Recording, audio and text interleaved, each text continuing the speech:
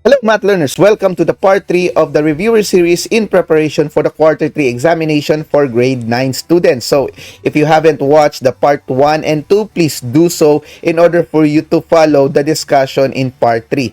So, right now, we will be discussing questions 21 to 30. And prepare your paper and pen for you to be equipped with the knowledge that we will be imparting. So, without further ado, let's go to question number 21. Ana, a student of Santa Ana National High School, wrote 4/8 or 4 over 8 is equal to 16 over 32. What mathematical concept did Ana use? Is it A, extremes, B, proportion, C, means, or D, ratio? I'll give you 5 seconds to think about your answer.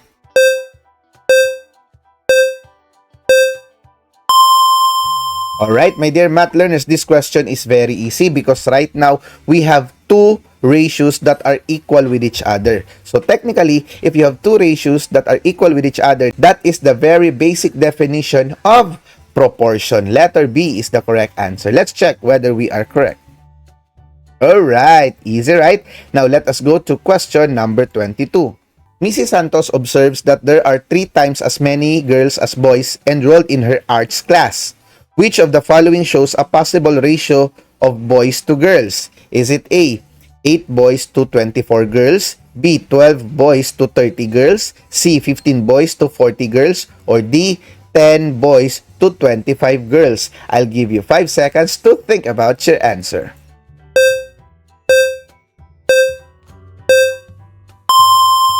Alright, my dear math learners, now we are dealing with the ratio 3:1. Why 3:1? Because there are 3 times as many girls as boys. So therefore, there are more girls than boys. Alright, so and the ratio is 3:1. But since in our choices, what is shown here is boys to girls. So therefore, if we transpose 3:1, that would be 1:3. Okay, so in every 1 boy, there are 3 girls. Okay, so let's check which among these 4 choices has the equivalent of that. So, if we have this one, 8 multiplied by 3, 24. Okay, good. Letter B, 12 multiplied by 3. That is not the right answer because 12 times 3 is 36. 15 times 3, that would be 45, not 40. 10 times 3, that would be 30, not 25. So, therefore, there is only one correct answer here and that is letter A. Let's check whether we are correct. Alright, easy, right? Now, let us go to question number 23. For numbers 23 to 25, refer to the situation below. A construction company is planning to design a new office. The designer creates a blueprint of the rectangular office. On the blueprint, the length of the office is 8 centimeters and the width is 5 centimeters.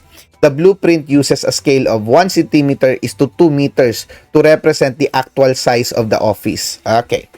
The company needs to calculate the real-life dimension and area of the office to plan the furniture layout properly. Question number 23. Why is a scale important in a blueprint? Is it A, it shows the exact size of the paper, B, it makes the drawing decorative, C, it reduces the number of measurements needed, or D, it represents real-life measurements proportionally? I'll give you 5 seconds to think about your answer.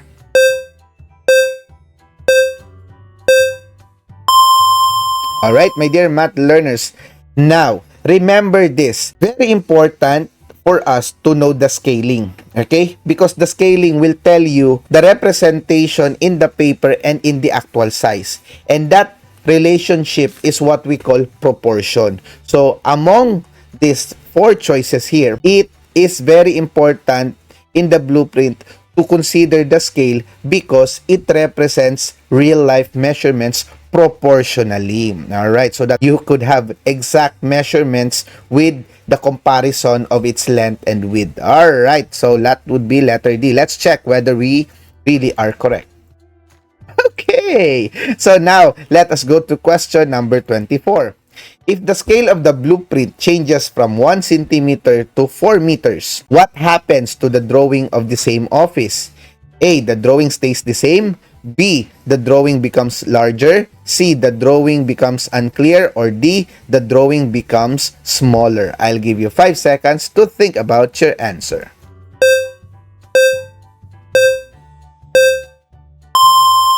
Alright, my dear math learners, this is one of the questions that make students like you confused. Why? Because if you compare this one, from here, 1 is to 2, it became 1 is to 4. Now, for a normal comparison, from 2, it became 4. So, you would be thinking it becomes bigger. But remember that a ratio is a comparison of two quantities and it can be represented into a fraction. So, from this one, 1 is to 2, that becomes 1 half. And now it becomes 1/4. So, from 1 half and 1/4. If you consider, which is bigger, 1 half or 1/4? That would be 1 half. So, if it become 1/4, then in comparison, the size right now, from 1 half, it became 1/4, it became smaller. Alright, so the correct answer for this question is letter D. The drawing becomes smaller. Let's check whether we are really correct. Alright, I hope you got that one, my dear math learners.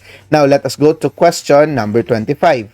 Using the given scale, 1 centimeter is to 2 meters, what is the actual area of the office? Is it A, 80 meters square, B, 120 meters square or square meters, C, 160 square meters, or D, 200 square meters? I'll give you 5 seconds to think about your answer.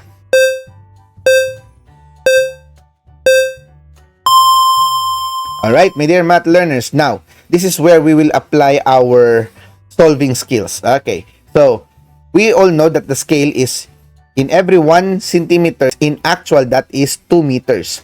Now, in the drawing, we have the dimensions 8 centimeters and 5 centimeters as the width. So, what you will do is you just multiply it by 2. So, 8 times 2, that would be 16. 5 times 2, that would be 10. Alright.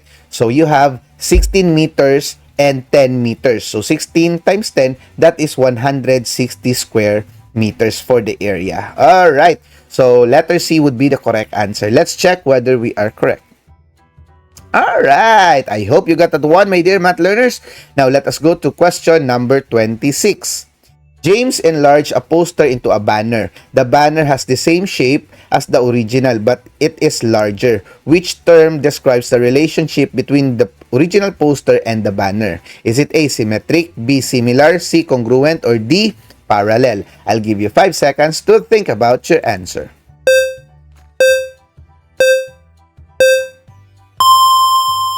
Alright, my dear math learners, let us deduce the statement in the problem. It says here that the banner has the same shape, alright, as the original, but it is larger. So, meaning, the same shape, but it is bigger. So, technically, if you consider them and if you compare them, the right word for that one would be similar. Alright, very good. So, that would be letter B.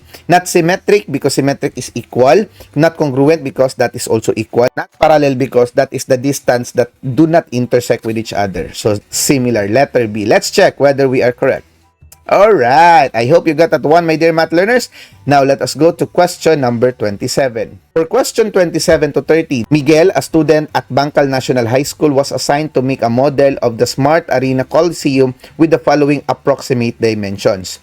180 meters for the length, 150 meters for the width, and 40 meters for the height. Now, in 27, Miguel wants to be sure that his model is similar to the actual Smart Arena Coliseum. Which set of conditions will guarantee that his model and the actual Coliseum are similar figures? Is it A, only the length and width of the model are proportional to the actual Coliseum? B, the model has the same height as the actual Coliseum and all faces are rectangles? C, the model has the same length as the actual Coliseum but a different width and height? Or D, all corresponding parts of the model are in the same ratio as those of the actual Coliseum? I'll give you 5 seconds to think about your answer.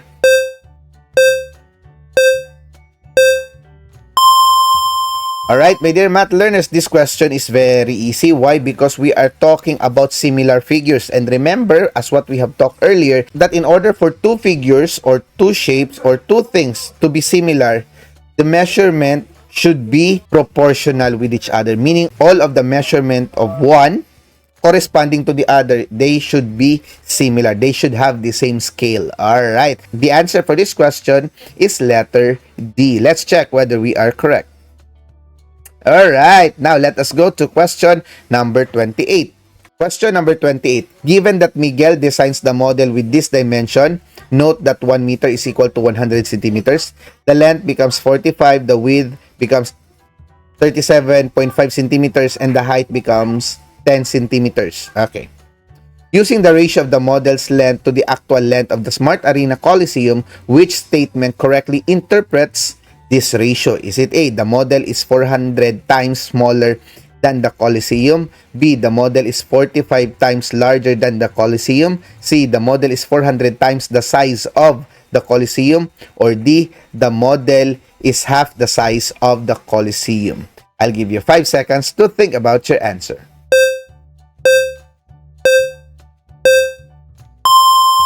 Alright, my dear math learners, let's talk first about reality here. Question is, which is bigger, the model or the actual?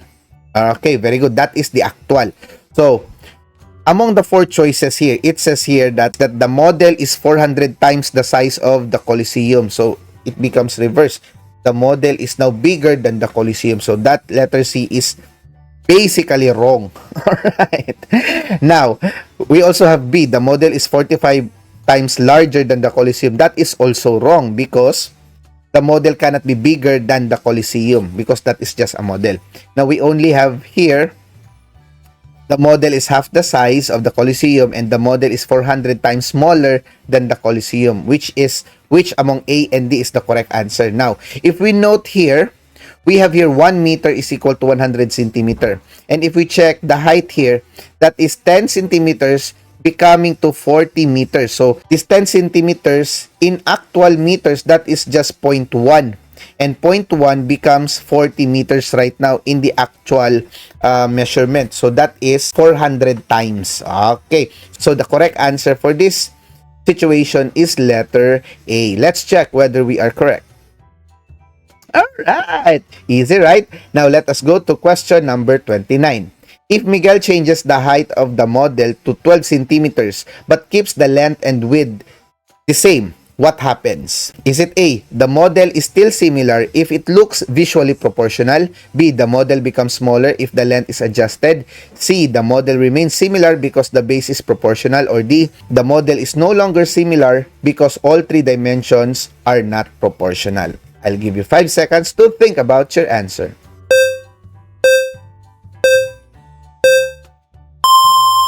Alright, my dear math learners.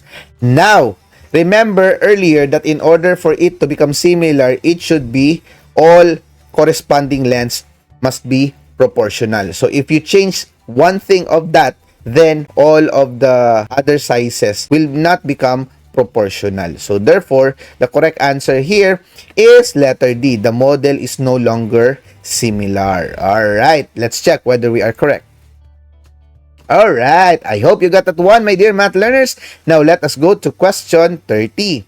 Using the dimension of the model and the actual Smart Araneta Coliseum, calculate the similarity ratio between the model and the actual Coliseum. Is it A, 1 is to 400, B, 1 is to 300, C, 1 is to 450, or D, 1 is to 500? I'll give you 5 seconds to think about your answer.